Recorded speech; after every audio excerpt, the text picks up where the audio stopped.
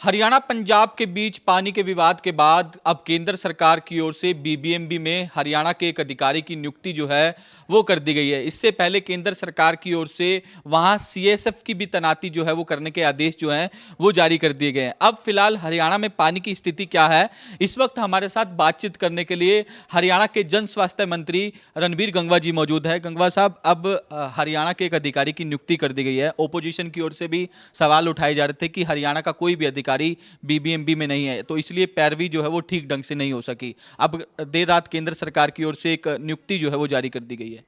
देखिए, बात पैरवी ठीक ना होने की नहीं है। पहले भी हमारे हरियाणा के अधिकारी वहाँ रहे हैं, लेकिन क्योंकि जिस तरीके से पंजाब गवर्नमेंट ने गलत तरीके से, गैर संवैधानिक तरीके से, अनुचित तरीके से उन्होंने इस पानी को रोकने का काम किया, क्योंकि जो पानी की सिक्योरिटी और सारा का सारा जो था वो पंजाब गवर्नमेंट के कंट्रोल के अंदर था, और इसीलिए हमें पानी की दिक्कत आई। और 21 मई के बाद में हमारा हक हमारा पूरा हमें मिल रहा है। अब पानी की स्थिति बिल्कुल ठीक है हरियाणा प्रदेश के अंदर, और जो रोका गया पानी वो भी गलत तरीके से रोका गया। इसलिए हमने तो मांग केंद्र से भी तो कहते रहे हैं कि केंद्र के अधीन होना चाहिए। अच्छी बात यह है कि केंद्र ने सीआईएसएफ को वहाँ लगा दिया है, ताकि आगे से कोई भी इस तरीके की दिक्कत परेशानी ना हो। ये ओछी राजनीति करने का काम पंजाब की आम आदमी पार्टी की सरकार कर रही थी,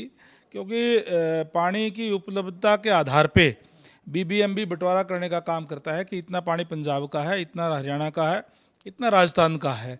और 21 मई को बैठ करके एक साल का 21 मई से लेकर 20 मई तक एक साल का टेंटेटिव बंटवारा होता है, क्योंकि ये नेचुरल सोर्स से पानी आता है।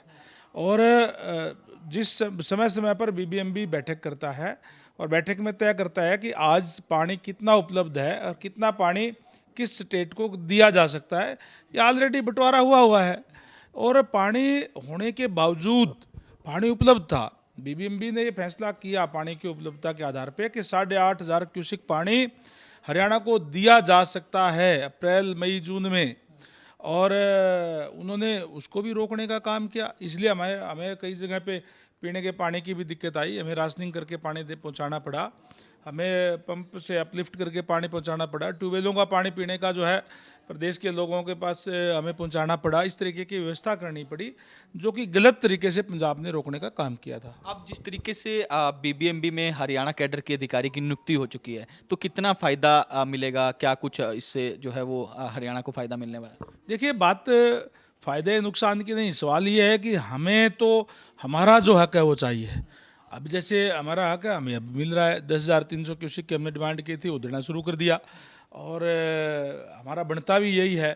तो इसलिए अब हमें सीआईएसएफ के नियुक्ति होने से, हमारा अधिकारी होने से जो हरियाणा का हक है वो हरियाणा को जो है वो मिलेगा। मेरा सवाल कांग्रेस को लेकर है। कांग्रेस अब एक अभियान चला रही है संगठन को लेकर, क्योंकि पिछले काफ़ी सालों से संगठन नहीं बन पाया। सृजन संगठन अभियान चला रही है, तमाम इसमें नेताओं की ड्यूटी लगाई गई है। तो किस तरीके से देखते हैं, अब क्या कांग्रेस का संगठन बन पाएगा? कांग्रेस की हालत आज ये है कि कांग्रेस नेता विहीन है, नेतृत्व उनके पास नहीं है। जो लोग हैं उनके अंदर नेतृत्व क्षमता नहीं है, और इसीलिए कांग्रेस पार्टी का संगठन भी नहीं बन पा रहा। कांग्रेस पार्टी निरंतर कमज़ोर हो रही है। और आज मैं हरियाणा की बात करूं तो अब तक लगभग 7 महीने हो गए, नेता विपक्ष भी उनका नहीं बन पाया। तो इस तरीके का हालत आज कांग्रेस पार्टी की है। तो ठीक है, उन्होंने ऑब्जर्वर लगवाया, उनका इंटरनल मामला है, कुछ भी लगाए, लेकिन लोगों का विश्वास जो है वो कांग्रेस पार्टी खो चुकी है और निरंतर कमज़ोर होती जा रही है। सर, जिस तरीके से पानी की जो किल्लत आई, जो पंजाब ने पानी नहीं दिया, काफ़ी लोगों को काफ़ी दिक्कत आई, तो क्या डिपार्टमेंट ऐसी भी कोई योजना तैयार करेगा, क्योंकि जो वेस्टेज पानी की होती है उसके खिलाफ सख्त एक्शन लेने का काम किया जाए? क्योंकि अब जिस तरीके से दिक्कत आई तो उसी वक्त जो है वो कनेक्शन काटने का काम किया गया, अवैध कनेक्शन। आगे भी पानी को बचाने के लिए डिपार्टमेंट क्या कोई योजना बनाएगा सर?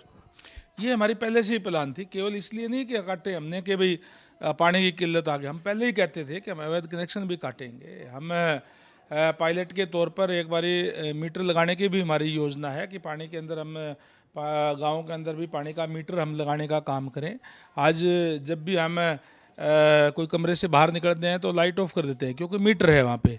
और इसलिए हमने जो गांव के साथ मिल करके भी सोशल एक्टिविटी चला करके भी अपने पानी के लिए लोगों को अवेयर समय समय पर हम करते भी रहते हैं। आगे भी इसके लिए हम कदम उठाएंगे। हम एक एक्ट लाने पे भी विचार हम कर रहे हैं कि कोई भी कहीं से भी अगर पानी का अवैध कनेक्शन ले लेता है तो आगे पानी की दिक्कत होती है। तो इसलिए हम उसके बारे में भी, जिस तरीके से इरिगेशन का एक्ट है, इसी तरीके से हम एक्ट लाने पे विचार भी कर रहा है। क्या होगा इस एक्ट के अंदर? एक्ट के तहत बाकायदा से प्रावधान होगा कि अगर कोई गलत करेगा उसके खिलाफ एफआईआर होगी, उसके खिलाफ कार्रवाई होगी पुलिस की। पहले अभी अभी ऐसा कुछ नहीं। अभी एक्ट नहीं है कोई भी इस टाइप का।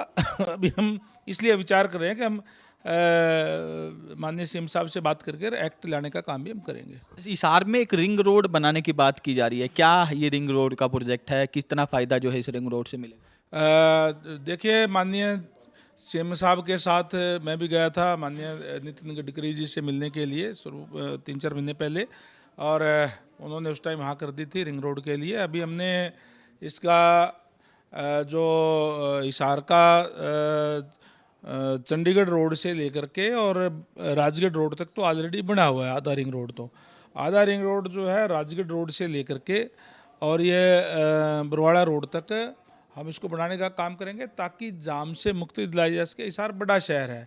हिसार के अंदर अभी जैसे आपको पता ही है कि एयरपोर्ट भी आया है और आने वाले दिनों के अंदर व्यवस्थाएं और ज़्यादा बढ़ेगी रोड की।